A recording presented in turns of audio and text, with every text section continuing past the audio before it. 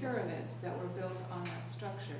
The pyramids of religion, the pyramids of government, the pyramid of media, which is beginning to be seen as the sham that it has been for a long time. So we're really beginning to see all of that pancaking down and flattening so that the circle can reform, so that the globe can reform. Very good. I'm seeing rebirth instead of, if I may suggest, instead of using the word the end, I'm seeing just this rebirth. I'm seeing we're going into the in-breath, we're going towards the end of the out-breath. And in that point, we're just breathing. We're breathing the cosmic breath and experience.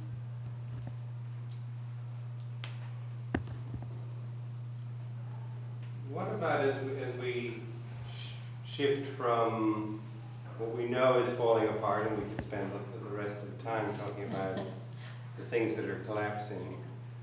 What are some of the aikidos that begin to switch off the matrix, begin to turn our attention back to cosmic time? And this is why to sort of offer the Mayan cosmology as the perfection, I think, is to overdo it in some ways. It's to say, this was an incredible insight, and it came from some relationship to cosmos which we have lost. So we've talked about the density of the matrix, and we were a very polite group, I must say. But, we didn't talk about the 12,000 nuclear warheads in this country. We didn't talk about it. Recovering activists.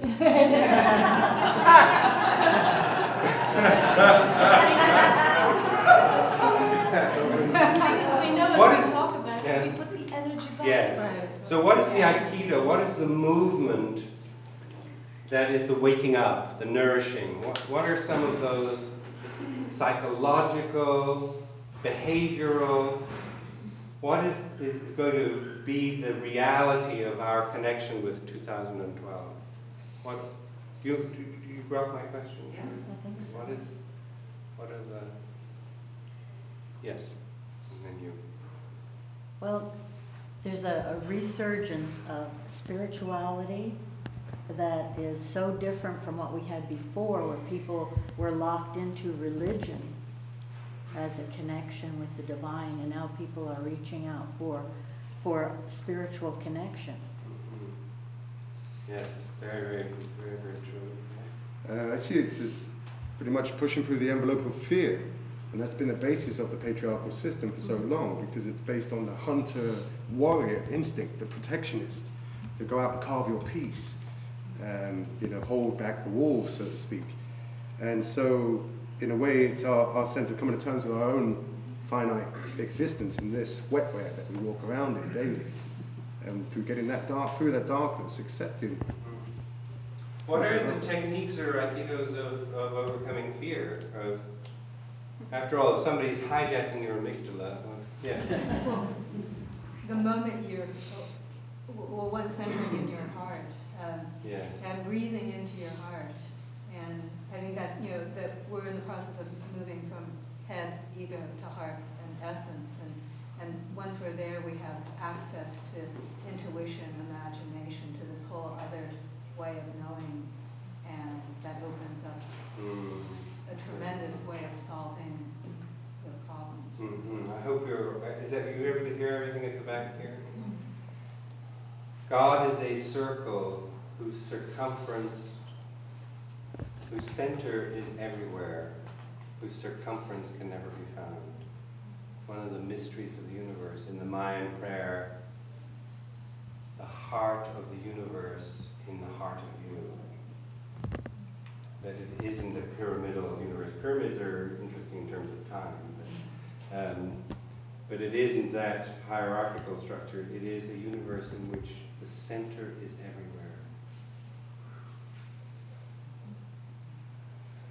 That's the beginning. That's a huge aikido, isn't it? When I say, you aren't, this isn't just stuff in the room. You know, it's nice stuff and it's got some expensive watches on it.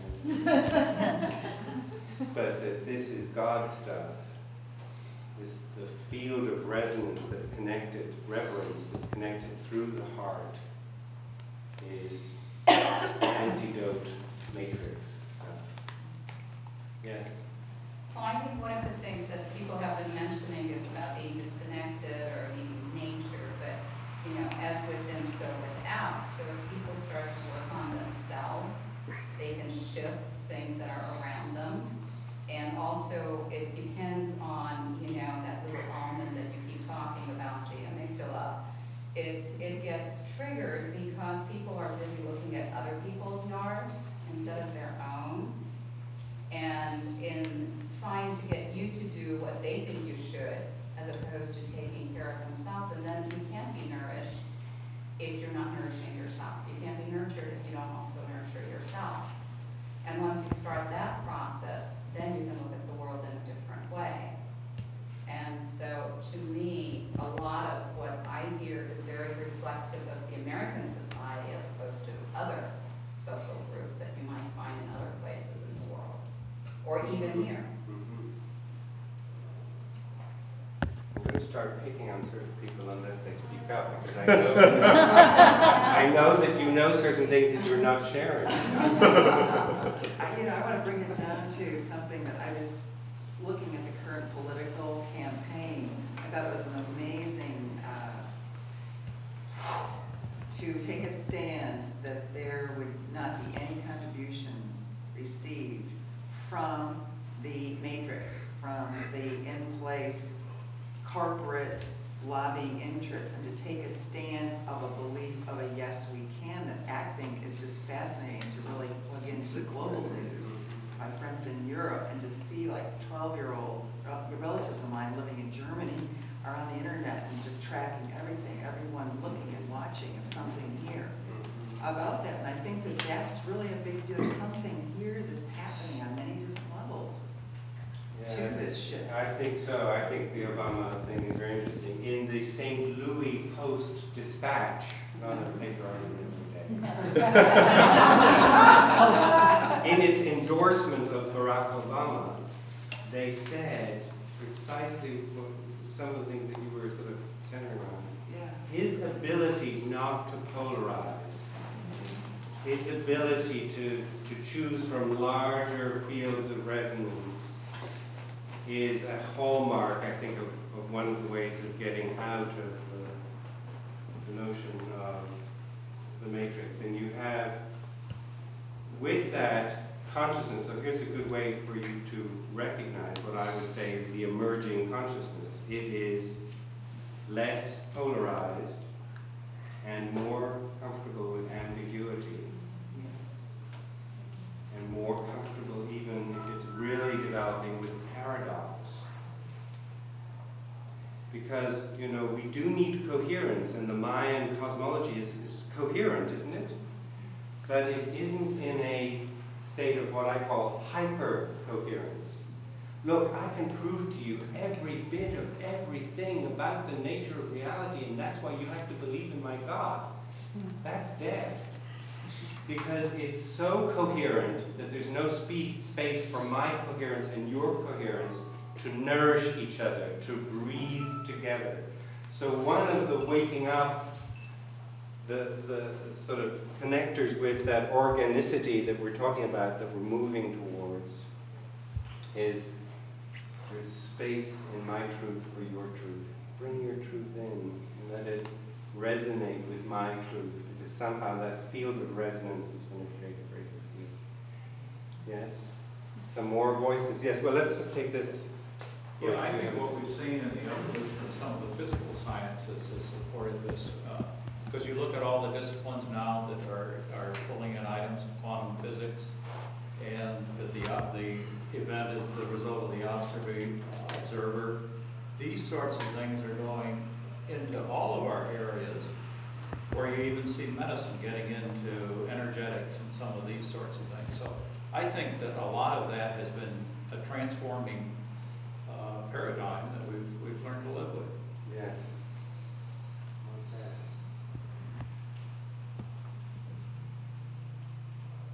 Let's slow it down.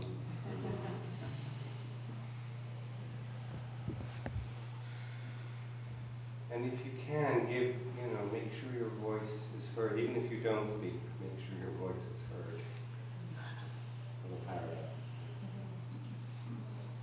Yes. I've noticed in the workplace, I think that, interestingly, a lot of the really hierarchical structures are doing less well, and the more cooperative structures are doing better. They seem to function more happily. The people are more satisfied. The hierarchical structures are having to exert more and more sort of radical control in order to maintain. Good, that's one of the very key signs. Were you? Something that you touched on, Ken Wilber's work with the Integral Institute is a great tool for understanding that everyone's truth has value. And it also is a great way of looking at our evolution from ethnic and city-states. And we're in this postmodern, transpersonal birthing, and that accepting, as you were saying, the acceptance of everything around us, that ahomatakiyasa, seeing reverence in everything. Wilber's work, I think, is a great tool for that. I think it's very good. So the integral model in Wilber's toolbox of the subjective and the objective is where the minds, and not only the minds, I have this bag here because I spent a little time with the Kogi people. Some of you will know the Kogis are sometimes called the Buddhist monks of the indigenous people. And they live on the world's highest coastal mountain in Colombia. But they have that sense of the reality of the inner meets the reality of the outer. The I, the it, the we, the systemic transformation. That's the Ken Wilber's integral model. I, it, we, systemic transformation. And so in their calendars, as we were hearing this morning, and we'll hear more through this conference, they understood, as it was said, that the interior subjective reality of meaning-making is a whole field that must interface with the objective reality. And they had a calendar that brought those together. So that, we began with the archetypes. This is a little reader for anybody who wants to pick it up.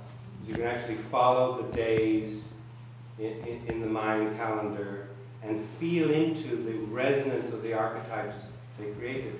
There are others in modern astrology, and there are many forms in Sufism that we are drawn to archetypal reality, and to tune into those frequencies is a subjective thing.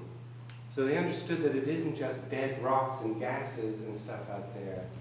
It's an interpenetrated reality with consciousness and energy.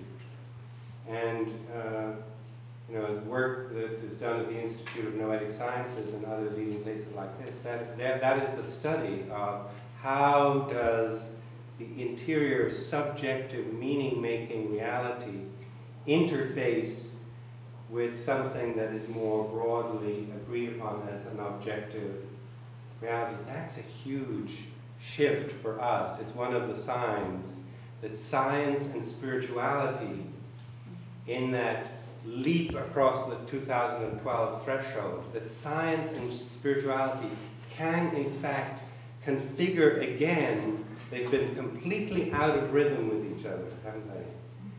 They can configure again to create a new subjective, intersubjective, objective space for human civilization to emerge.